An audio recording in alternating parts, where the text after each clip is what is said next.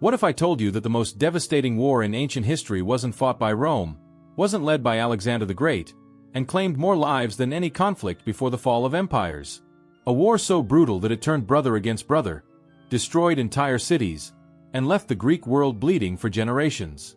This is the story of a conflict that historians call the suicide of classical civilization, yet most people have never heard its true horror. By the end of this video, you'll understand why this forgotten war changed the course of Western civilization forever. Picture the golden age of ancient Greece. Magnificent marble temples gleaming under the Mediterranean sun, philosophers debating in bustling marketplaces, and mighty fleets cutting through azure waters. This was the world of 5th century before Christ Greece, when two superpowers dominated the ancient world like titans walking among mortals. Athens, the brilliant democracy that gave birth to philosophy, theater, and art. Sparta, the warrior state where children learned to fight before they could properly speak. These weren't just city-states. They were civilizations representing completely opposite ways of life. For decades, these giants had coexisted, even fighting side by side against the Persian invasion.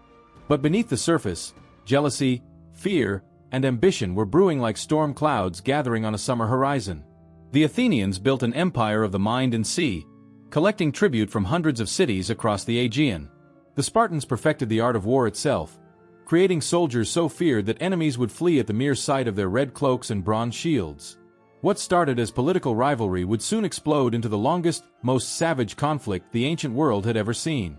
Brother would kill brother, entire populations would be enslaved or massacred, and plague would ravage cities already weakened by siege and starvation. This wasn't just war.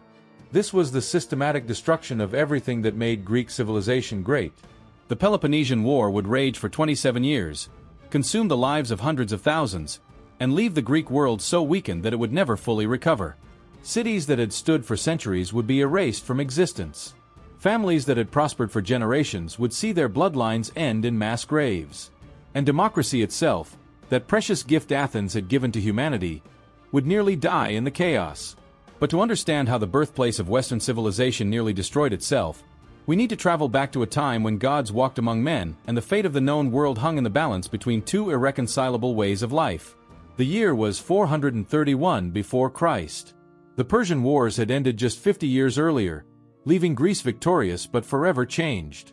Where once hundreds of independent city-states had dotted the landscape like scattered jewels, now two massive power blocks dominated the Mediterranean world. The stage was set for the greatest tragedy in ancient history. Athens had transformed itself from a modest city-state into the crown jewel of the ancient world. Under the leadership of Pericles, a statesman whose eloquence could move mountains and whose vision shaped generations, the city had become something unprecedented in human history. The Parthenon rose majestically above the Acropolis, its perfect marble columns catching the first light of dawn like fingers reaching toward the heavens. In the agora below, merchants from Egypt, Phoenicia, and the Black Sea hawked exotic goods while philosophers like Socrates questioned the very nature of existence. But Athens was more than beautiful architecture and brilliant minds. It had become the center of the Delian League, an alliance of over 200 city-states that had originally formed to defend against Persian invasion. What had started as a defensive partnership had gradually transformed into something far more sinister. The Athenians collected tribute from their allies, built the most powerful navy the world had ever seen, and treated their partners more like subjects than equals. Their triremes, sleek warships with bronze rams and 170 rowers each, patrolled the Aegean Sea like hungry sharks, ensuring that tribute flowed steadily into Athenian coffers. Pericles himself embodied this golden age of Athenian power. Tall, dignified, with a head so perfectly proportioned that artists used it as the model for statues of Zeus, he possessed an intellect that could dissect complex political problems and an oratory skill that could inspire ordinary citizens to extraordinary acts. His mistress, Aspasia, was perhaps the most educated woman in Greece, hosting philosophical salons that attracted the greatest minds of the age. Together, they represented the pinnacle of Athenian culture, sophisticated, cosmopolitan, and utterly convinced of their own superiority. 300 miles to the south, across the rugged mountains of the Peloponnese, lay Sparta, where Athens celebrated the life of the mind. Sparta worshipped the cult of the warrior. Their city had no walls because, as their kings proudly declared, the chests of Spartan warriors were wall enough. From birth, Spartan males were property of the state. At age 7, they were taken from their mothers and thrust into the agoge, a brutal military training system that would forge them into the most feared warriors in the ancient world. King Archidamus ruled Sparta with the wisdom of a man who had seen decades of warfare. Unlike the passionate Athenians, Spartans spoke little and acted with calculated precision. Their society was built on the labor of helots, enslaved populations that outnumbered their masters by nearly 10 to 1. This constant threat of rebellion had turned every Spartan citizen into a professional soldier, ready to suppress uprisings with merciless efficiency. They ate black broth that would make other Greeks vomit, slept on hard beds that would cripple softer men, and trained for warfare from dawn until dusk under the scorching Mediterranean sun. The Spartan military machine was a thing of terrible beauty. Their bronze armor gleamed like mirrors, reflecting sunlight in blinding flashes that could disorient enemies even before battle began. The famous red cloaks that marked Spartan warriors served a psychological purpose beyond mere identification. Red was the color of blood and death, and enemies who saw those crimson-clad phalanxes marching toward them often fled before the first spear was thrown. Their shields, passed down from father to son, bore the inscription, "Return with it or on it," a reminder that death was preferable to dishonor. Between these two titans lay the smaller city-states, forced to choose sides like children caught between divorcing parents. Corinth, rich from trade but resentful of Athenian commercial dominance, aligned with Sparta. Thebes, traditional enemies of Athens, saw opportunity in the growing conflict. Megara, once prosperous but now strangled by Athenian trade embargoes, nursed grievances that festered like infected wounds. The spark that would ignite this powder keg came from an unlikely source: the distant city of Epidamnus on the Adriatic coast.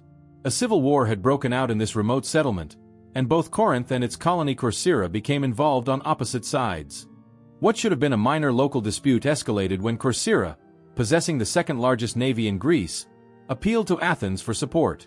The Athenians faced a terrible choice: refuse the alliance and watch Corcyra's powerful fleet potentially fall under Corinthian control, strengthening Sparta's naval capabilities.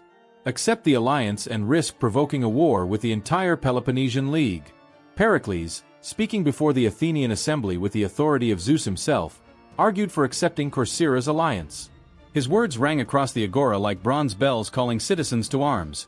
The war was inevitable, he declared, and Athens must choose the moment rather than allow enemies to dictate terms. The assembly, swept up in visions of glory and convinced of their own invincibility, voted overwhelmingly for war. As spring turned to summer in 431 before Christ, both sides made their final preparations. In Athens, shipwrights worked day and night in the Piraeus harbor, hammering bronze fittings onto sleek triremes while the sound of their labor echoed across the water like thunder before a storm. Spartan warriors sharpened their spears, oiled their bronze armor, and said farewell to wives who knew they might never return. The stage was set for a conflict that would consume everything in its path. But what none of these proud warriors and clever politicians could foresee was that this war would unleash forces beyond their control. Plague would ravage Athens, turning the cradle of democracy into a charnel house. Entire cities would be wiped from existence, their populations sold into slavery or massacred to the last child. The very foundations of Greek civilization would crack under the strain, leaving scars that would never fully heal. But what no one expected was that the first blow would come not from armies or fleets, but from an enemy so small it could not be seen, yet so deadly it would bring the mighty Athenian Empire to its knees. The first year of war began exactly as Pericles had planned. The Spartan army, 60,000 strong, marched into Attica like a bronze tide flowing across the countryside. Their spears glinted in the morning sun as they systematically destroyed everything in their path. Olive groves that had fed Athenian families for generations were chopped down, their ancient trunks left to rot in the Mediterranean heat. Vineyards that had produced wine for sacred festivals were trampled underfoot by thousands of iron-shod sandals. Farms that had stood since the time of Homer were burned to ash, their smoke rising into the sky like funeral pyres for a dying world. But the Athenians did not march out to meet them. Instead, Pericles had implemented a strategy that seemed like madness to his own people. The entire population of Attica, nearly 400,000 souls, abandoned their ancestral homes and crowded behind the protective walls of Athens. Farmers who had never seen the sea found themselves pressed against merchants who had never touched soil. Ancient families that had tended the same fields for centuries watched helplessly from the city walls as their life's work burned on the horizon. The long walls that connected Athens to its port at Piraeus became the lifeline of the empire. As long as these fortifications held and the Athenian navy controlled the sea, the The city could survive indefinitely on imported grain from Egypt and the Black Sea. It was a brilliant strategy in theory, but no one had considered what would happen when 500,000 people were suddenly crammed into a space meant for half that number. The overcrowding was horrific beyond imagination. Families that had owned spacious farmhouses found themselves sharing single rooms with strangers. The narrow streets reeked of human waste and rotting food. Wells that had supplied neighborhoods for generations ran dry as demand overwhelmed supply. Children who had played in endless fields now knew only cramped courtyards and the constant press of unwashed bodies. As the second summer of war arrived, so did death itself. It began quietly, almost unnoticed among the general misery of the siege. A few people developed fevers, complained of headaches, felt nauseous.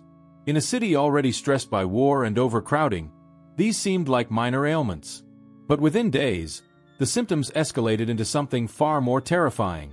The plague, as historians would later call it, struck Athens like divine punishment.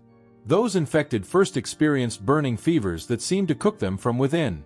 Their eyes became bloodshot, their tongues and throats turned blood red and emitted an unnatural, fetid breath.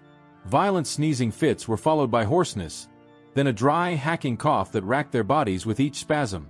The disease worked its way systematically through each victim, attacking first the head, then descending to the stomach, causing violent retching and ineffectual straining. But the physical symptoms were only the beginning. The plague drove people mad with suffering. Victims threw themselves into wells and cisterns, desperate to cool the fire that burned within their flesh. They wandered the streets naked, their skin covered in small pustules and ulcers, begging for water that provided no relief. The stench of death permeated every corner of the city as bodies piled up in temples, homes, and public spaces faster than they could be burned or buried. Thucydides, the great historian who witnessed and survived the plague himself, described scenes that would haunt readers for millennia. Priests who tried to perform proper burial rites collapsed over the bodies they were blessing. Families abandoned their own relatives, leaving them to die alone rather than risk infection. Dogs that ate infected corpses died within days, and even carrion birds avoided the bodies, creating an eerie silence where once the city had buzzed with life. Pericles himself became a victim of the catastrophe he had helped create. The man whose golden words had inspired a generation watched helplessly as his strategy crumbled and his beloved city descended into chaos. When the plague finally claimed his life in 429 before Christ, Athens lost not just a leader but its guiding vision. His funeral, attended by only a handful of survivors in a city once home to hundreds of thousands, marked the end of Athens' golden age. The psychological impact of the plague proved even more devastating than its physical toll. Athenians who had prided themselves on their rationality and civilization descended into madness and despair. Religious ceremonies were abandoned as people concluded that the gods had forsaken them. Traditional moral codes collapsed as survivors reasoned that death might claim them at any moment. So why not indulge every desire while life remained? Temples were desecrated, laws were ignored, and the very fabric of Athenian society began to unravel like a tapestry pulled apart by desperate hands. Meanwhile, the Spartans watched this devastation from a safe distance, uncertain whether to feel triumphant or horrified. Their enemies were destroying themselves more effectively than any military campaign could achieve, but even these hardened warriors felt a superstitious dread at the scale of Athens' suffering. Some whispered that they had unleashed forces beyond mortal control, that the gods themselves were punishing the hubris of both sides. As the plague finally began to subside in 426 before Christ, it left behind a transformed world. Athens had lost nearly a third of its population, including many of its finest leaders, artists, and craftsmen. The city that had been the beacon of classical civilization was now a haunted shell of its former self, filled with traumatized survivors who no longer believed in the old certainties. But the war was far from over. New leaders emerged from the chaos, men whose ambitions burned even brighter than their predecessors. Chief among them was Alcibiades, Pericles' brilliant but unstable ward, whose beauty was matched only by his ruthless cunning. Tall, athletic, with features so perfect that both men and women fell under his spell, Alcibiades possessed a charisma that could inspire armies and a treachery that would betray even his closest friends. Where Pericles had been cautious and calculating, Alcibiades was impulsive and grandiose. He convinced the Athenian assembly to launch an expedition against Sicily, promising riches beyond imagination and strategic advantages that would end the war in Athens' favor. The expedition that sailed from Piraeus in 415 before Christ was the largest armada ever assembled by a Greek city-state. 200 ships carried 27,000 men toward what they believed would be glory and victory. Instead, they sailed toward the greatest military disaster in Athenian history. The Sicilian expedition, undermined by political intrigue, strategic blunders, and Alcibiades' own defection to Sparta, ended in complete catastrophe. Entire armies were captured and enslaved, worked to death in Sicilian stone quarries under conditions that made the plague seem merciful by comparison. The cream of Athenian youth, the sons of the families that had survived the plague, perished in foreign soil thousands of miles from home. The news of the Sicilian disaster reached Athens like a thunderbolt from a clear sky. Women who had already mourned husbands lost to plague now mourned sons lost to war. The city that had once ruled the Aegean with supreme confidence now faced enemies emboldened by its weakness and allies ready to defect at the first opportunity. However, what was about to unfold would surpass all previous horrors and reveal the true depths of human savagery when civilization's restraints finally shatter under the weight of endless war. By 411 before Christ, the war had transformed from a conflict between rival powers into something far more sinister. A systematic campaign of extermination that would make even modern observers recoil in horror. The rules of civilized warfare, those unwritten codes that had governed Greek conflicts for centuries, lay shattered like broken pottery scattered across a battlefield. The island of Melos became the first victim of this new savagery. This small, neutral island had committed no crime except refusing to join the Athenian Empire. When Athenian ambassadors arrived to demand submission, the Melian representatives made a plea that echoes across the centuries. "We are neutral. We threaten no one. By what right do you demand our surrender?" The Athenian response, recorded by Thucydides in words that still chill the blood, revealed how far civilization had fallen. The strong do what they can, and the weak suffer what they must. This is not a matter of right but of necessity. No gods, no justice, no mercy. Only power naked and unashamed. When Melos refused to surrender, the Athenians besieged the island with methodical brutality. 4 months, the Melians held out, hoping that Sparta would send relief, that some vestige of Greek honor would stay the hands of their tormentors. No help came. When the walls finally fell, the victorious Athenians showed what 20 years of war had made them. Every adult male on the island was executed. Every woman and child was sold into slavery. The city itself was razed to its foundations, its very stones scattered so that no trace remained of the people who had dared to defy Athenian power. But this massacre was only the prelude to horrors that would dwarf even Melos.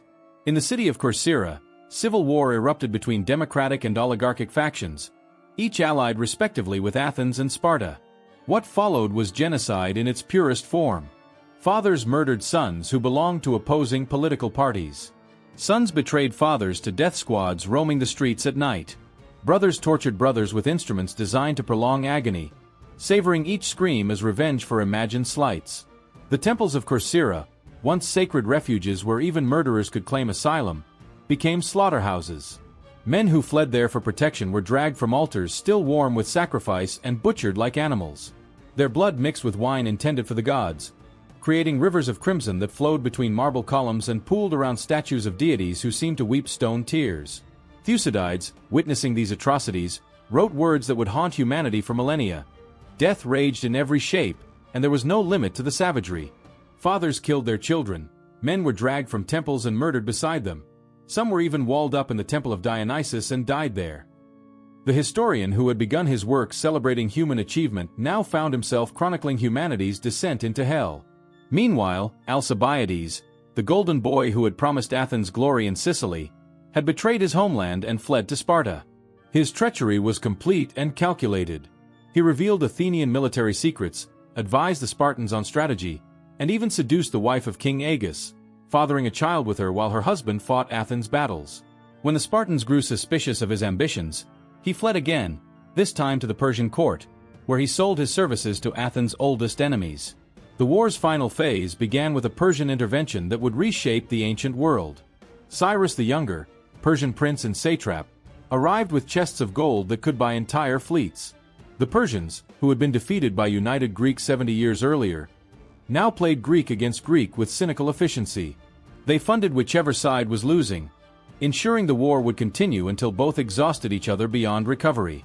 Sparta, traditionally land-bound and suspicious of naval warfare, suddenly found itself commanding fleets built with Persian gold. Lysander, the Spartan admiral, proved as ruthless at sea as his ancestors had been on land. Unlike traditional Greek commanders who sought glory in battle, Lysander understood that victory belonged to those willing to embrace any means necessary. He cut supply lines, bribed enemy commanders, and showed no mercy to defeated enemies. The final confrontation came at Aegospotami in 405 before Christ. The Athenian fleet, confident in centuries of naval supremacy, made a fatal error. They beached their ships each evening to forage for food, leaving their vessels vulnerable to surprise attack. For 4 days, Lysander watched this routine, planning his strike with the patience of a hunter stalking prey. On the 5th evening, as Athenian sailors scattered across the countryside searching for provisions, the Spartan fleet struck like a thunderbolt. Most Athenian ships were captured before their crews could even reach them. Those few vessels that managed to escape carried news of a disaster so complete that many refused to believe it.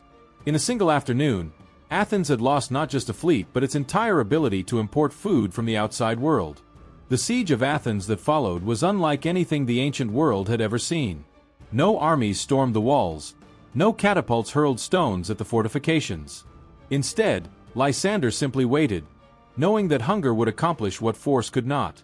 Month by month, the greatest city in Greece slowly starved. Inside the walls, scenes played out that reduced proud citizens to animals fighting over scraps. Families that had dined on imported delicacies now fought over moldy bread crusts. Children whose grandparents had built the Parthenon died of malnutrition in the shadows of their ancestors' greatest achievements. The agora that had once hosted philosophical debates now featured desperate auctions where starving people sold family heirlooms for handfuls of grain. As winter deepened, even leather and tree bark became precious commodities. The smell of cooking human flesh began to drift from some quarters of the city, though none spoke openly of what everyone knew was happening. Democracy, that great Athenian gift to humanity, collapsed as desperate people demanded any leadership that promised food. In 404 before Christ, after 8 months of siege, Athens finally surrendered. The terms imposed by Sparta were designed to humiliate and permanently cripple their former rival. The long walls that had protected Athens were torn down stone by stone while flute girls played celebratory music. The mighty Athenian fleet, once numbering in the hundreds, was reduced to 12 vessels. Democracy was abolished and replaced by a brutal oligarchy known as the 30 Tyrants, who ruled through terror and execution. The human cost of this 27-year conflict staggers the imagination. Conservative estimates suggest that over 300,000 Greeks died directly from warfare, with hundreds of thousands more perishing from plague, starvation, and the countless atrocities committed by all sides. Entire bloodlines were exterminated. Cities that had flourished for centuries ceased to exist. The population of the Greek world may have declined by as much as 25%, a demographic catastrophe from which it would never fully recover. But the true tragedy lay not in the numbers but in what was lost forever. The confidence that had driven Greeks to question the gods, create democracy, and push the boundaries of human knowledge was shattered beyond repair. The bright flame of classical civilization flickered and nearly died, leaving the Greek world vulnerable to conquest by Macedonia and eventually Rome. The silence that fell over Greece after this devastating war would echo through history, teaching us that even the greatest civilizations carry within themselves the seeds of their own destruction. The Peloponnesian War ended not with victory parades or triumphant celebrations, but with the quiet exhaustion of a civilization that had consumed itself. When the last siege engines were dismantled and the final surrender document signed, Greece found itself transformed beyond recognition. The vibrant world that had given birth to democracy, philosophy, and theater lay in ruins, its greatest cities reduced to shadows of their former glory. This forgotten war teaches us lessons that resonate across the millennia. We witness how quickly civilized societies can descend into barbarism when fear and desperation take hold. The Athenians who committed genocide at Melos were descendants of the same people who had created the concept of justice itself. The Spartans who starved Athens into submission came from a culture that prized honor above life. Yet when survival was at stake, both sides abandoned their highest principles without hesitation. The plague that devastated Athens reveals another timeless truth. External pressures can expose the fragility of even the most sophisticated societies. The overcrowding that enabled disease to spread so rapidly came directly from Pericles' strategic decisions. In trying to protect his people, he created conditions that killed more Athenians than any Spartan army ever could. The interconnected nature of civilization, its very strength, became its greatest vulnerability. Perhaps most chilling is how this conflict normalized atrocity through gradual escalation. The war began with traditional rules of engagement, formal declarations, and respect for neutral parties. By its end, entire populations were being exterminated as routine policy. Each side justified greater brutality by pointing to their enemy's previous actions, creating a spiral of violence that consumed everyone it touched. The human stories within this epic tragedy remind us that statistics cannot capture the full horror of war. Every one of those 300,000 deaths represented a unique individual with dreams, fears, and loved ones. The Melian father watching his family sold into slavery. The Athenian mother losing her children to plague. The Spartan warrior dying far from home on foreign soil. These personal tragedies, multiplied hundreds of thousands of times, created a collective trauma that scarred the Greek world for generations. Yet from this devastation emerged insights that still guide us today. Thucydides, writing in the war's aftermath, created the first truly scientific approach to history. His unflinching examination of human nature under extreme stress revealed patterns that political leaders still study centuries later. His famous observation that the strong do what they can, and the weak suffer what they must, remains one of the most brutally honest assessments of international relations ever recorded. The war's aftermath also demonstrated civilization's remarkable capacity for renewal. Though Greece never regained its classical peak, it survived to influence Rome, which spread Greek learning throughout the Mediterranean world. The democratic ideals that nearly perished in Athens would eventually inspire revolutions in America and France. The philosophical traditions that began in the ruins of classical Greece continue to shape human thought today.